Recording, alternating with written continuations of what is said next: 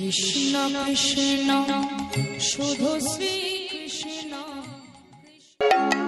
মায়েরা, ভগবান একটা কথাতেই সব জবাব দিয়ে দিয়েছে। সব একটা কথাতে। পৃথিবীতে 750 কোটি মানুষের বাস, ভাষা হলো 7000। ভগবান একটা কথাতে উত্তর দিয়ে দিলেন। ভগবানকে ভজন করতে গেলে মন মনা মদ ভক্ত। মায়েরা, মন্দিরে যাবেন, 4টে আপেল 4টে কলা নিয়ে যান, জোরে বলুন ভগবান খাই, জোরে বলুন হ্যাঁ না খাই। তাহলে আপনারা কাল থেকে নিয়ে যাবেন না। ভগবান খায় না, ভগবান কি করে দেখে।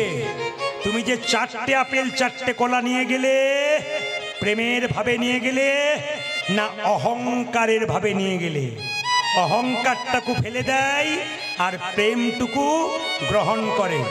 মুকুন্দ নরহরি যখন দুজন চুপচাপ দাঁড়িয়ে আছে, ভক্ত যদি কাইমনে কোনো বাঞ্ছা করে, ভগবানের সাধ্য নাই সেই বাঞ্ছা নাই পুরে। মহাপ্রভু শিবাসকে বলল, শিবাস, দু ভাই আমাকে দেখবার জন্য এসেছে। ভক্ত যদি বারবার আমার দেখার ইচ্ছা করে, আমি কি ভক্তকে না দেখা দিয়ে থাকতে পারি? ও শিবাস, চলো চলো, সুরধ্বনি তীর দিয়ে একবার আমরা চলে যাই নাম করতে করতে, ওরা দু ভাই আমাদের দর্শন করুক। মুকুন্দ সরকার বাড়ি ফিরে এলো, মন্দির তৈরি করে দিল। আপনারা যারা কীর্তন শুনে বাড়ি যাবেন তাদের কাছে নিবেদন রইল, যারা নতুন বাড়ি তৈরি করবেন, মন্দির করবেন, তাদের জন্য একটা সুন্দর কথা বলে যাই। আমার কথা নয়, এই কথাটি হচ্ছে খনামা, খনার বচন। ও মায়েরা, বাড়ি তৈরি করতে গেলে খনামা বলেছে যে দক্ষিণ দুয়ারি ঘরের রাজা, পূব দুয়ারি তার প্রজা, উত্তর দুয়ারির খাজনা নাই, পশ্চিম দুয়ারির মুখে ছাই। যতজন জ্ঞানীজন এখানে বসে আছেন, এই কথাটি খনা মায়ের কথা, যার জিভ কেটে দেওয়া হয়েছিল। খনার বচন পড়লে জানতে পারবেন। আজকে মুকুন্দ সরকার বাড়ি এলো, কিন্তু সবাই লক্ষ্য করুন, খনার বচনের মতো মানলো। কি মানলো তাকাবেন, কি বলছে?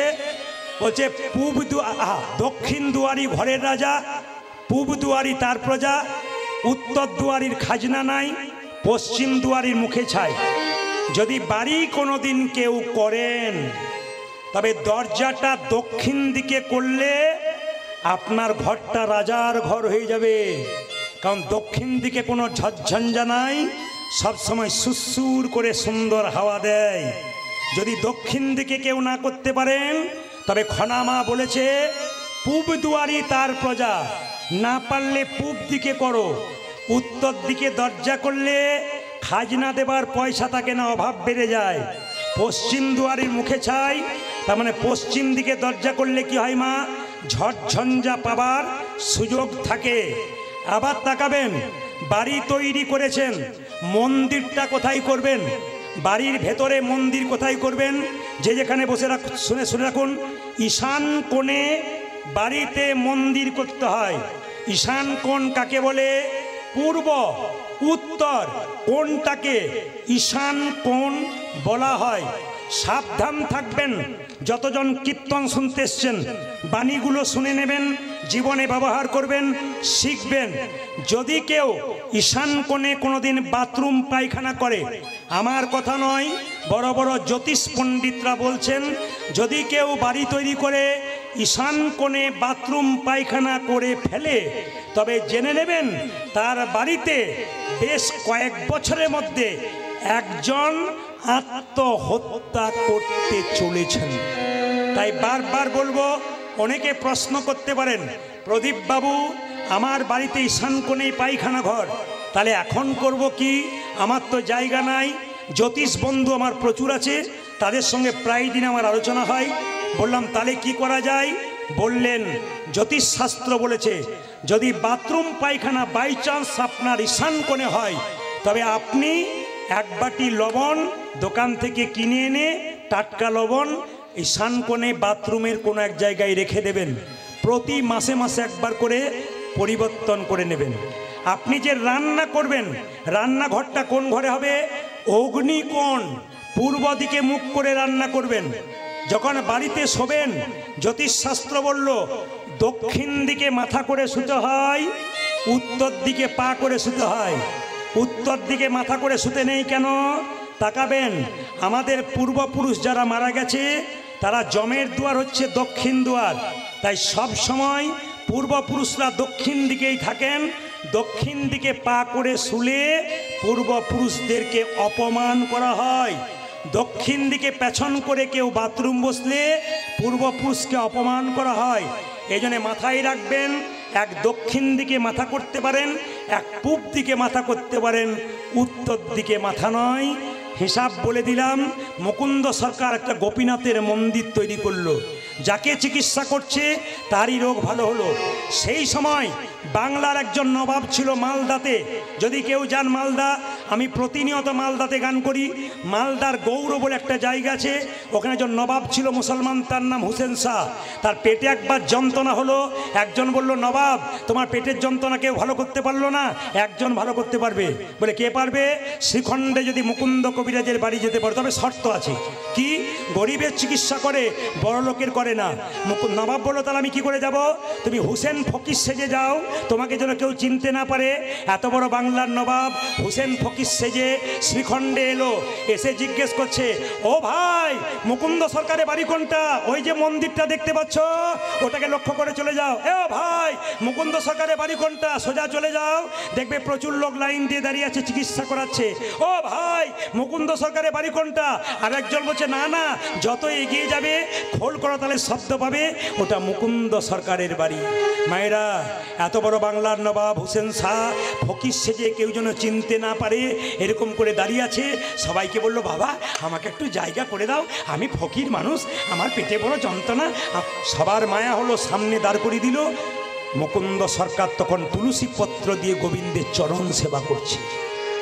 যে যেখানে বসে আছেন মন দিয়ে শুনে নিন, একবারে দামি কথা।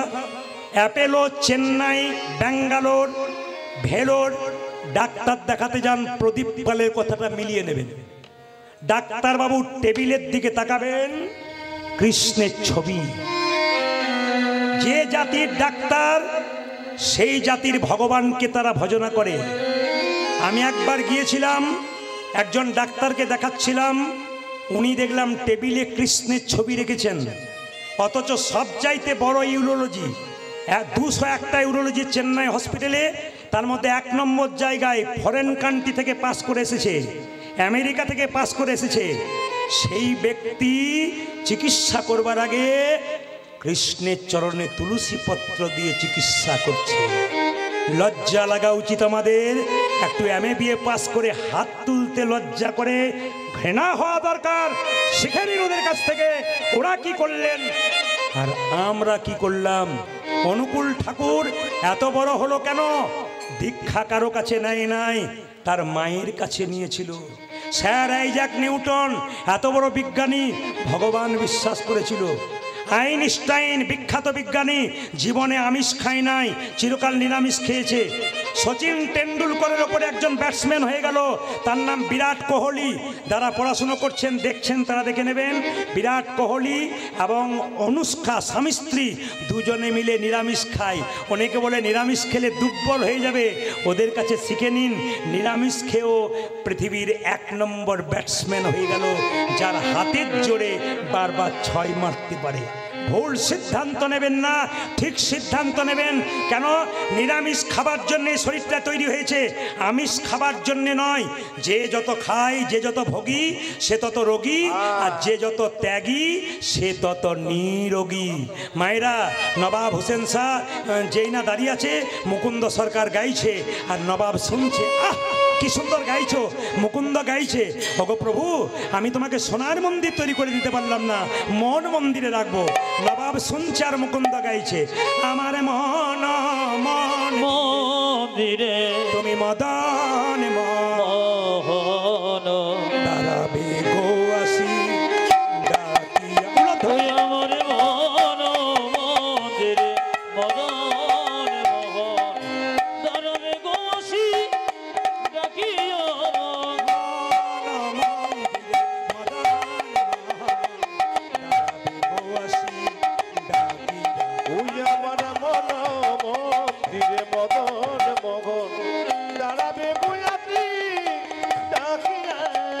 কাঁদিয়া কাঁদিয়া তব নাম লইয়া, আমি কাঁদিয়া কাঁদিয়া তব নাম লইয়া, কাঁদিয়া হরি বল।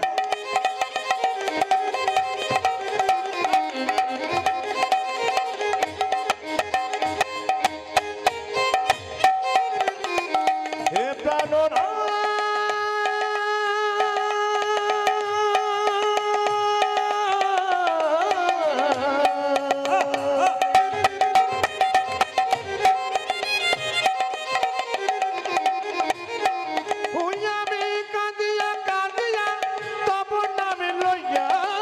জলে বো ভাসাইয়া আমি কাঁদিয়া কাঁদিয়া তব নাম লইয়া নয়ন জলে মুখ ভাসাইয়া। আমার মন মন্দিরে মদন মোহন ধরাবে গৌয়াসী ডাকি ওই আমার মন মন্দিরে মদন মোহন দাদবে গাওয়াসি ডাকি যা।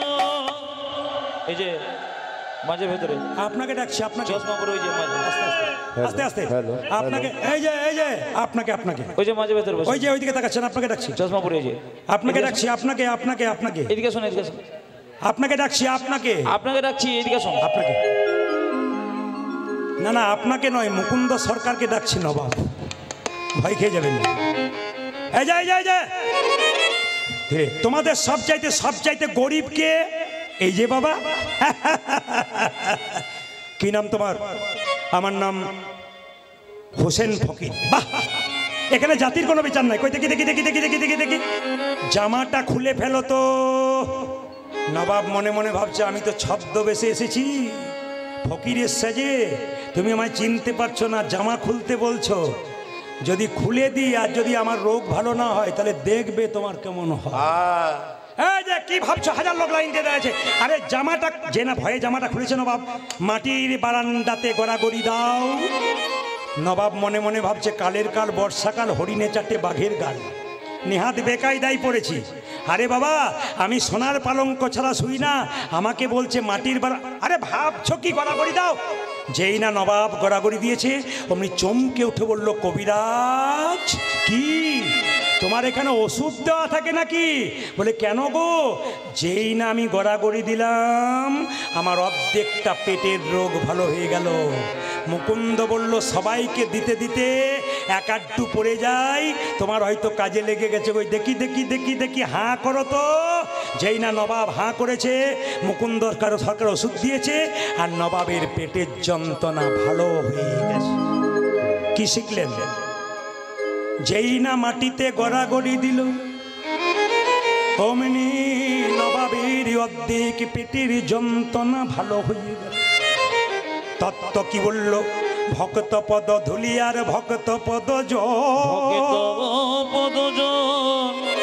ভক্ত ভক্ত শেষ হয় তিন মহাব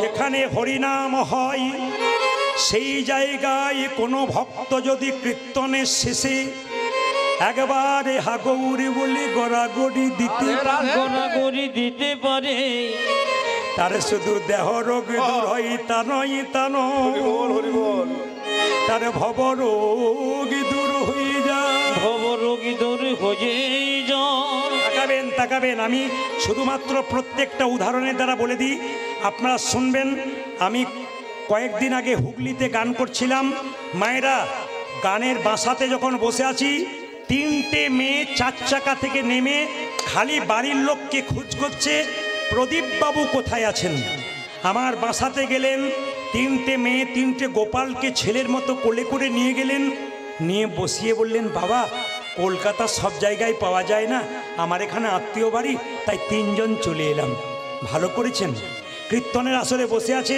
সবাই লক্ষ্য করবেন যারা মায়েরা কীর্তন শুনছেন মেয়েগুলো কীর্তনে আসরে বসে আছে তিনটে গোপালকে সামনে বসিয়ে কীর্তন শুনছে কীর্তন যখন শেষ হয়ে গেল তিনটে মেয়ে ধুলোতে গড়াগড়ি দিচ্ছে আমি একজনকে জিজ্ঞেস করলাম দিদি এত দামি কাপড় কলকাতা থেকে এসেছো দামি দোকান থেকে কিনেছো কাপড়টা তোমার ময়লা হয়ে যাবে না উনি বললেন, বাবা আপনার কীর্তনে শুনেছি স্বামীর যদি 10টা কাপড়ের দোকান থাকে, চিতাতে যখন শুইয়ে দেবে একটাও কাপড় সঙ্গে দেবে না, তাই ধুলাই গড়াগড়ি দিলাম।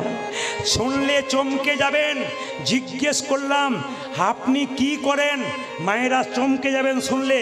বলছে, কলকাতার কোনো একটা কলেজে আমি পড়াই, মানে প্রফেসর, লেকচারার, অধ্যাপিকা। লজ্জা লাগা উচিত। সামান্য MA পাস করে আমরা ধুলোতে গড়াগড়ি তো দূরে কথা, হাত তুলতে পারি না, কিন্তু লজ্জার বিষয়। কলেজে পড়াই যে মেয়েটা, সেই মেয়েটা গড়াগড়ি। আরেকজন মেয়েকে জিজ্ঞেস করলাম, আপনি কি করেন? উনি বলছেন, আমার স্বামী দাঁতের ডাক্তার, আমিও ডাক্তার। বাহ! আরেকটা মেয়ের কম বয়স জিজ্ঞেস করলাম, তুমি কি করো? বলছে, দাদা আমি বিউটি পার্লারে কাজ করি। বললাম, আমিও তো করি। উনি বললেন, আপনি কখন করেন? সবসময় তো কীর্তন করছেন। আমি কীর্তনের মাধ্যমেই তো করি। বললাম, বুঝলাম না।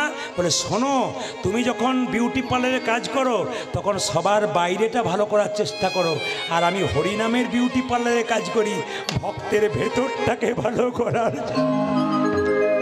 এই হচ্ছে বিউটি পার্লারে কাজ, যেখানে ভালো ভালো কথা বলে, কথা এমন বলতে হবে রাস্তা দিয়ে ছুটে বেড়াবে পকেটে পকেটে, হৃদয় মন্দিরে কেন ওই কথা আপনি নেবেন, জীবন আপনার সুন্দর করবেন, তবে আপনার কৃষ্ণ নাম শোনা সার্থক হয়ে যাবে।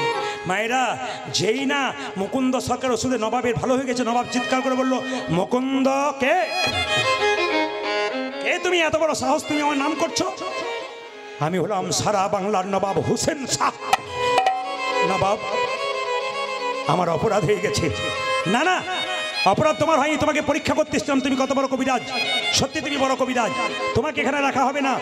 তুমি আমার গৌড়ে চলো মালদাতে। মায়েরা, রাত্রিবেলায় মহাপ্রভু মন্দিরে মুকুন্দ বলছি, প্রভু বলে দাও, তুমি তো বলেছিলে গরিবের বাড়িতে হরিনামে দিতে, তুমি তো বলেছিলে গরিবের চিকিৎসা করতে, তুমি তো আমাকে মুসলমানের বাড়ি যেতে বলনি। আমি কি করব?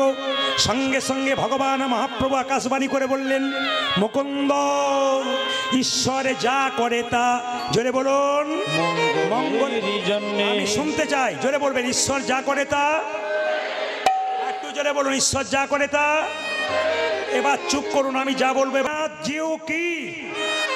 মায়েরা, ভগবানকে যখন আপনি ডাকবেন, ভগবান মাঝে মাঝে আপনাকে ধাক্কা মেরে মেরে দেখবে আপনি কতখানি ভগবানের হয়েছেন। এইদিকে মায়েরা, আপনি সোনার বালা দোকানে বিক্রি করতে যাবেন, স্বর্ণকার পরীক্ষা করে দেখবে এর মধ্যে কতটা খাদ আছে, কতটা সোনা আছে।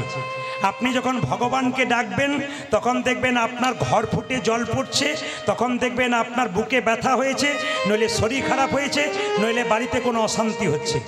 অনেকে দেখবেন পাগলামি করে বলে, আর ভগবানকে ডাকবো না, কিন্তু ভগবান পরীক্ষা করে দেখে, এ যে আমাকে ডাকলো, একে আমি ধাক্কা মেরে দেখলাম এ কতখানি আমার, তাই দেখব। তবে মায়েরা, বাবারা শুনে নিন, যারা কৃষ্ণ ভক্ত হয়েছেন তাদের জন্য বলে রাখি, হরিনাম করলে মাঝে মাঝে কষ্ট পাবেন, কিন্তু সরে যাবেন না। কষ্ট পেলেও ভগবানকে ডাকবেন। কেন? আমাকে অনেকে প্রশ্ন করে, প্রদীপ বাবু, কত মস্তান রাস্তা দিয়ে পেরিয়ে যাচ্ছে, বুক ঠুকে ঘুরে বেড়াচ্ছে, বুক ফুলিয়ে ঘুরে বেড়াচ্ছে, এদের কোনো রোগ নাই, জ্বালা নাই, লোক ঠকাচ্ছে, মারছে, ধরছে, এদের কিছু হচ্ছে না। যারা কৃষ্ণ ভক্ত তাদের এত কষ্ট হয় কেন? আমি তাদেরকে একটা উত্তরেই শেষ। কি? ভগবান মানুষের জন্মের পর দুটো করে কলসি দিয়েছে, একটা পাপের কলসি, একটা পুণ্যের কলসি। যে মস্তানি করছে, লোক ঠকাচ্ছে, ওর পাপের কলসিটা এখনো পূর্ণ হয় নাই। পূর্ণ হয়ে গেলে ভিখারির মতো রাস্তায় তাকে ঘুরে বেড়াতে হবে। আর আপনি যে কীর্তন করছেন, হরিনাম করছেন, আপনার পুণ্যের কলসিটা এখনো পূর্ণ হয় নাই। যখনই পূর্ণ হয়ে যাবে, পরমানন্দ গোবিন্দের চরণ লাভ করে আনন্দময় জীবন যাপন করুন। এইবার সবাই লক্ষ্য করুন, দু ভাই দাঁড়িয়ে আছে, তাকাবেন, দু ভাই দাঁড়িয়ে আছে। শ্রীবাস বলল, প্রভু, মুকুন্দ আর নরহরি দাঁড়িয়ে আছে, কি বলবো বলুন, দুজন আশীর্বাদ পাবার জন্য এসছে। শ্রীবাসকে মহাপ্রভু বলল, শোনো শ্রীবাস, বলে দাও, ওদের মধ্যে যে ছোট ভাই, সে আমার সঙ্গে সারা জীবন কীর্তন করবে, আমার সঙ্গে থাকবে। আর যে বড় ভাই, তাকে বলে দাও, সে আমার 100 জন্ম কৃপা পাবে না। ও মায়েরা, শ্রীবাস এসে বলল, তোমাদের মধ্যে ছোট ভাইকে? আমি গো। কি নাম? আমার নাম নরহরি। তোমার জন্য প্রভু বলেছে তুমি সারা জীবন প্রভুর সঙ্গে থাকবে, হরিনাম করবে। বড় ভাই বলল, আমার জন্য কি বলেছে? তোমার জন্য প্রভু বলেছে তুমি 100 জন্ম কৃপা পাবে না, তুমি 100 জন্ম কৃপা পাবে না, তুমি 100 জন্ম গৌরী কৃপা পাবে না, 100 জন্ম গৌরী কৃপা পাবে না। যদি আপনাকে কথা কেউ বলে 100 জন্ম কৃপা পাবে না, মন খারাপ হয়ে যায় না? কিন্তু মুকুন্দ সরকার যখনই শুনলো শ্রীবাসের কাছ থেকে 100 জন্ম গৌর কৃপা পাবে না, তখন নাচতে শুরু করেছে, জয় গৌরী। শ্রীবাস মনে মনে ভাবছে লোকটার মাথা খারাপ হয়ে গেল, 100 জন্ম কৃপা পাবে না বলে নাচতে শুরু করেছে পাগলের মতো। শ্রীবাস জিজ্ঞেস করছে, তোমাকে যে বললো 100 জন্ম কৃপা পাবে না, তুমি গৌর গৌর বলে নাচতে শুরু করেছো? আমি হলে তো বিষ খেয়ে আত্মহত্যা করতাম। শ্রীবাস বলছে। মুকুন্দ বলছে, শোনো শোনো শ্রীবাস, প্রভু যদি বলতো কোনো জন্মে সঙ্গ পাবে না, কোন জন্মে সঙ্গ পাবে না, তাহলে না হয় আমি বিষ খেয়ে আত্মহত্যা করে দিতাম, না হলে আমি বেশি খেয়ে আত্মহত্যা করে দিত। প্রভু বলেছে 100 জন্ম কৃপা পাবো না, কৃপা পাবো না, 100 জন্ম না হয় গৌর গৌর বলে কেঁদে বেড়াবো। আমি কেঁদে বেড়াবো। যখন 100 জন্ম পেরিয়ে যাবে, পেরিয়ে যাবে 101 জন্মে প্রভুর সঙ্গ আমি 101 জন্মে প্রভু সঙ্গ পাবো। 1 জন্মে প্রভুর সঙ্গ পাবো। তুই একই জন্মে প্রভুর সঙ্গ পাবো। 100 জন্ম কেঁদে বেড়াবো, 1 জন্মে প্রভুর সঙ্গ পাবো। আমি 100 জন্ম কেঁদে বেড়াবো, 101 জন্মে প্রভুর সঙ্গ পাবো। আমি 100 জন্মকে নেবে 101 জন্মে প্রভু সঙ্গ পাবো, 100 জন্মকে নেবে 101 জন্মে প্রভু সঙ্গ পাবো। তুই একই জন্মে প্রভুর সঙ্গ পাবো। বাবা 3 ঘন্টার কীর্তন শুনতে সে কতজনের হাঁটু ব্যথা হয়, কতজনের কোমর ব্যথা হয়, ধৈর্যচ্যুত হয়। এরা বসে বসে আজকে শিখে নিক। মুকুন্দ সরকার বলছে 100 জন্ম গৌর বলে কাঁদবো, 101 জন্মে তো কৃপা পাবো। এর থেকে কি শিখে যাচ্ছেন? শুধু কীর্তন শুনলে হবে না, শিখে যেতে হবে। কি শিখছেন? কেউ যদি ধৈর্য ধরে ভগবানকে ডাকতে পারে, নাম শুনতে পারে, তার জীবনে লাভ হয়। রামকৃষ্ণদেব বলেছেন, ধৈর্য যার ভগবান তার, ধৈর্য যার নাই ভগবান তার নাই। মায়েরা বাড়িতে সবজি কাটবেন, চঞ্চল হয়ে গেলে আঙুল কেটে যাবে। রান্না করবেন, 2 বার নুন দিয়ে ফেলবেন, বাড়ির লোকের কাছে গাল খাবেন। দাদা ভাইয়েরা যারা চঞ্চল, তাদের জীবনে কোনো উন্নতি নাই। মহাভারত কি বলল? যারা চঞ্চল তারা দুর্যোধনের লাইনের লোক, আর যারা স্থির তারা যুধিষ্ঠির মহারাজের দলের লোক। আজকে হরিবাসরে দেখতে পাচ্ছি আপনারা সকাল থেকে বসে আছেন, প্রত্যেকে কিন্তু যুধিষ্ঠির মহারাজের মানুষ। কারণ আপনারা যদি স্থির না হতে পারেন, এরকম করে কীর্তন শুনছেন, গৌর গোবিন্দের কৃপা তো আপনাদের আগে হয়ে যাবে। বাবা, ভক্ত যদি চোখের জলে কাঁদে, ভগবান সহ্য করতে পারে না। তাড়াতাড়ি শ্রীবাসকে ডেকে বলল, শ্রীবাস তুমি কাঁদছো কেন? প্রভু, আমার ভাইকে তুমি কৃপা করলে, আমাকে করলে না। কি দোষ করেছিলাম প্রভু? আমার ভাই তোমার সঙ্গে কীর্তন করবে, আমি অপরাধ করেছি নাকি? মহাপ্রভু শ্রীবাসকে বলল, তোমার মাথায় হাত দিয়ে আশীর্বাদ করে জগতের সবাইকে জানিয়ে দিলাম, শোনো শ্রীবাস, তোমরা শোনো মুকুন্দ, তোমরা 2 ভাই মিলে যদি হরিনাম করতে চলে আসো, বাড়ির সব না খেয়ে মরবে, কাল থেকে আর হরিনাম করবে না। তোমার ভাইকে আমার সঙ্গে রাখলাম, তোমাকে পাঠিয়ে দিলাম। তবে শোনো মুকুন্দ, কি বনের মধ্যে বড় বড় গাছ থাকলে যেমন ছোট ছোট গাছগুলোকে ঝড়ঝঞ্ঝা থেকে রক্ষা করে, এ সংসারে যারা বড় ভাই বড় বউ হয়, তাদের দায়িত্ব সংসারে সবচাইতে বেশি হয়। অগো মুকুন্দ, এই দেখো শোনো, তোমার মাথায় হাত দিয়ে আশীর্বাদ করে দিলাম, তুমি আজ থেকে বাড়িতে গিয়ে যাকেই চিকিৎসা করবে তারই রোগ ভালো হয়ে যাবে। তবে মুকুন্দ, তুমি বাড়ি ফিরে যাও, একটা গোপীনাথের মন্দির তৈরি করো, জীবের দ্বারে হরিনাম দাও, আর গরিবের চিকিৎসা করো। দেখো বাবু, কারো কাছে 1 পয়সা নিও না, আমি তোমার মাথায় হাত দিয়ে আশীর্বাদ করলাম, কাল থেকে যাকেই চিকিৎসা করবে তারই রোগ ভালো হয়ে যাবে।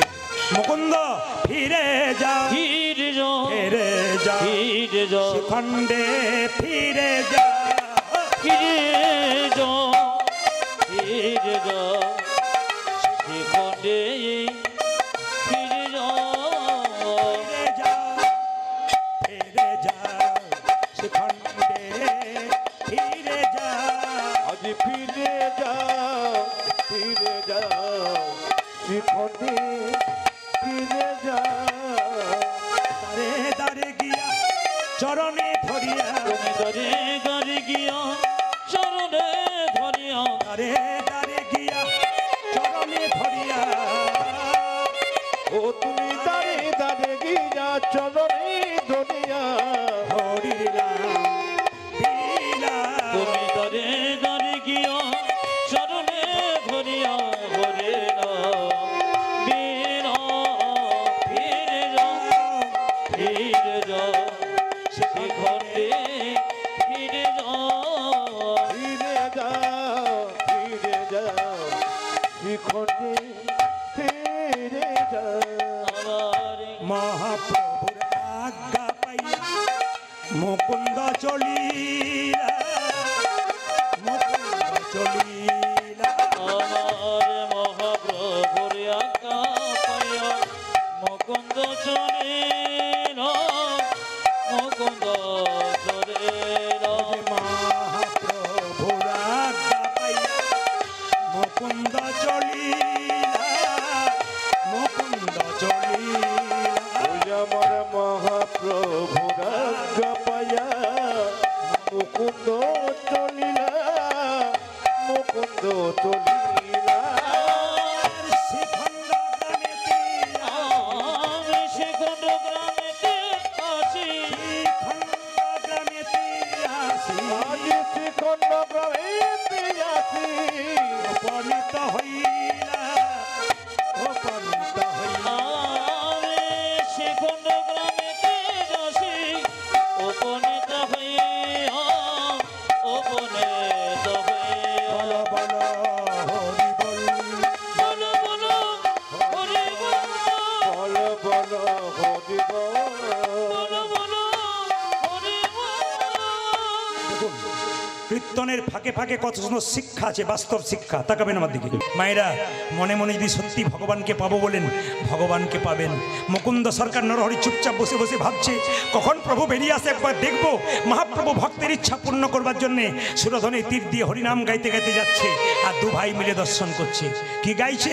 সুরধনে তীরে সুরধনে তেরে তেরা মহাবিল বিলসই সমবয় বালক সঙ্গে আরি সুরধনে তেরে তীর মহাবিলসই সমবয় বালক সঙ্গে ধীর তীরে তীর মহাবিলসয়ে সমবয় বালক সঙ্গে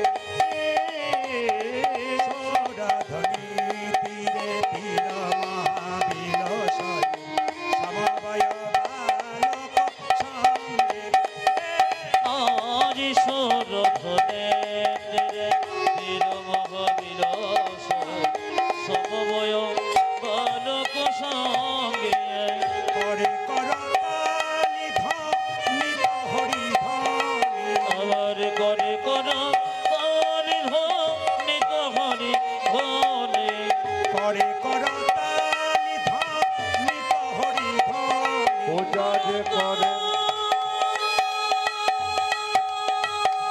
সুরধনি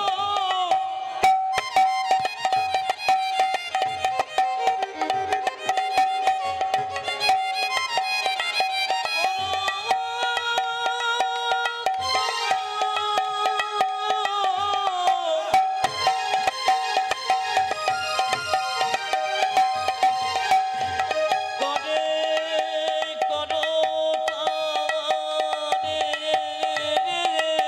হরি বল করে করো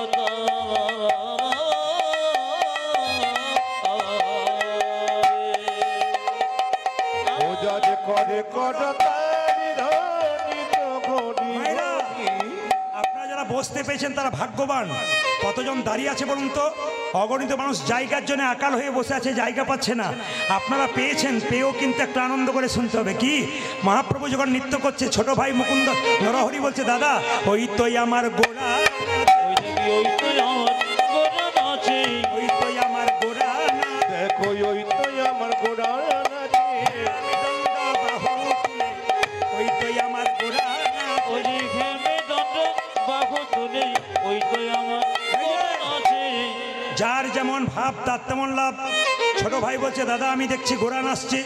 বড় ভাই বলছে, না না আমি দেখছি কি, ওই তো গোড়াই নাচে, ওই জাগে ওই তো গোড়ায় নাচে, ওই তো গোড়াই নাচে। দেখো ওই তো গোড়া নাচে, একজন বলছে ওই তো গোড়া নাচে, বড় ভাই বলছে আমি দেখছি ওই তো গোড়াই নাচে। ওই জাগে ওই তো গোড়ায় নাচে, অন্তরে যা শ্যাম নাচে, বাইরেও গোড়াই নাচে। চারি অন্তরে যার শ্যাম নাচে, বাইরে গোড়াই নাচে, অন্তরে যা শ্যাম নাচে, বাইরেও গোড়াই। ওজারি অন্তরে যারে সামনে নাচে, বাইরে গোড়ায় নাচে। সোর ধনের তীরে শ্রীরাম কবিরাস, নমঃ গোসাই গৌর হয়ে। ধনির তীরে তীর মহাবিল সমবয় মানব সঙ্গে। গোপীনাথ বলবেন।